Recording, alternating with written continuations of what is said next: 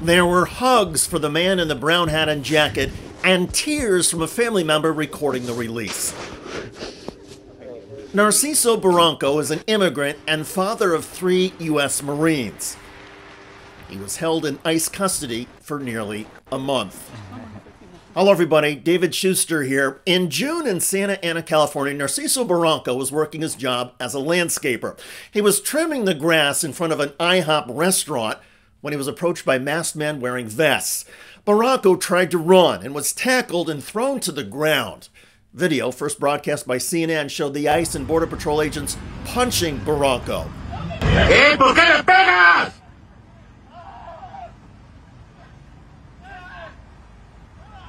Within hours, the recording of this incident went viral on social media, and soon the story was picked up by the broadcast networks and channels, including CBS News. This violent arrest was captured on camera. You can see agents restraining a 48-year-old man, repeatedly punching him, blood visible on his shirt as he screamed.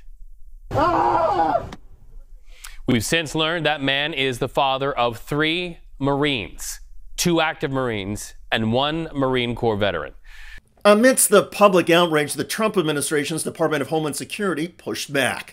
DHS claimed that Barranco had tried to attack ICE agents with a weed whacker.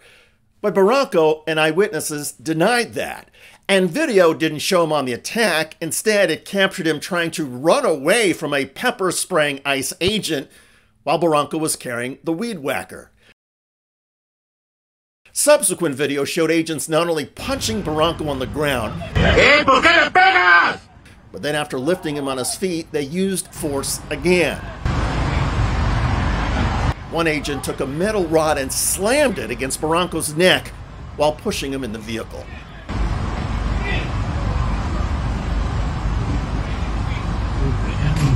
No one, whether you're in a facility detained or on a street corner, should be treated violently. That is a violation of the Fourth Amendment.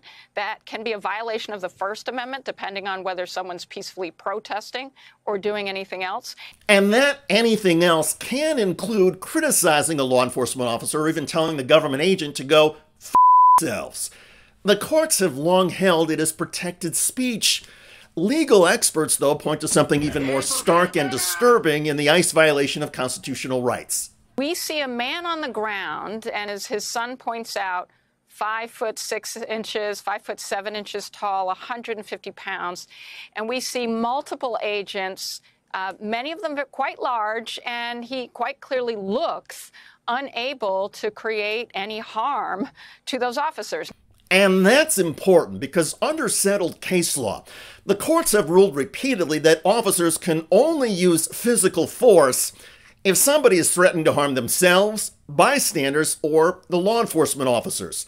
In this case, even if some agents had been told that Mr. Barranco had waved his weed whacker at an agent, once Mr. Barranco was on the ground and separated from the tool, he posed no threat. And for officers to then punch him repeatedly, well, that is clearly against the law. We have a Constitution of the United States of America, and the Constitution is quite clear and quite plain, and the interpretation of our Constitution has been quite clear and quite plain.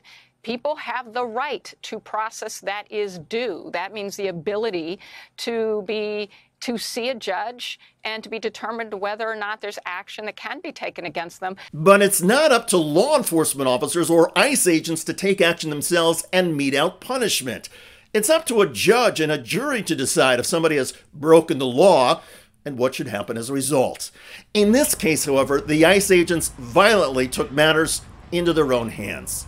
It's impossible to look at this video and not be deeply disturbed and demand an investigation of the conduct of these officers. Legal experts say that in addition to a criminal investigation, the ICE agents are also vulnerable to civil penalties and fines. Based on the video and eyewitness accounts, experts say Mr. Barranco would have a strong civil lawsuit against ICE. For now, his family says they are focused on Mr. Barranco's physical and mental healing. They say he was denied care in detention for a dislocated shoulder and that the entire experience, including the arrest and confinement, left him traumatized. We want to get him that right medical attention, those exams, make sure he's all good, make sure he wasn't injured like badly, any internal stuff. Yeah. And what has he said to you about his health? He says he's in pain. He's still in pain. He has headaches. His shoulder still hurts. His back started hurting. So, yeah. That young man served in the U.S. Marines. 2 of his brothers served in the Marines as well. Can you imagine what's been going through their minds? This is a family that represents the best in America. Young people who volunteered to serve a cause greater than themselves by serving their country in the military. And their dad, the man who raised these American patriots, was harassed, assaulted, and thrown in a detention facility because he committed the crime of landscaping while Latino. This is one of the most disgusting ICE arrests we've seen to date, and there have been many. It's not clear if Mr. Barranco will bring a lawsuit. He first has to deal with his citizenship status in a hearing coming up next month. But one can only hope that Mr. Barranco and his family, with the help of neighbors, friends, and concerned citizens, will hire the best civil rights lawyer available and sue ICE into oblivion. There may be nothing that will stop the reckless, violent behavior of the Trump administration ICE agents, but it's important to send a message that in this nation, the Constitution still applies, due process still matters, and violent ICE thugs who unlawfully rough up anybody will be held accountable. Justice must be served. By the way, the lies of Homeland Security Secretary Kristi Noem are now getting exposed. Democrats are slamming her over migrant deportation rates and over FEMA's mishandling of the Texas floods. You got regional offices that are 20, 30% empty because they were forced to leave. Those are the people that call the state directors. Those are the people who know the county administrators. If you look at what happened in Texas, evacuations are done at the local level in coordination with the state. And so she has no idea what she's doing. The New York Times is reporting that thousands of calls from flood victims to FEMA call centers went unanswered in the middle of this ongoing disaster because you didn't renew contracts to keep call center staff in place until nearly 1 week after the floods. Why did it take so long to extend those contracts? It's just false. Those contracts were in place. Nobody, it didn't take 5 days? No employees were off of work. Every one of them was answering calls. So false reporting, fake news, and it's discouraging. I think this administration, when the president says, he doesn't know, that's right. I think they actually don't know how bad Kristi Noem has made FEMA. Check out that video at the link below. It generated a lot of comments on YouTube. One of the most popular from JCX, who wrote, "All Noem cares about is what's in it for her." I hear you. I look forward to reading your comments about ICE agents exposing themselves to a potential lawsuit for assaulting the father of U.S. Marines. I'm David Shuster. Thanks for joining us.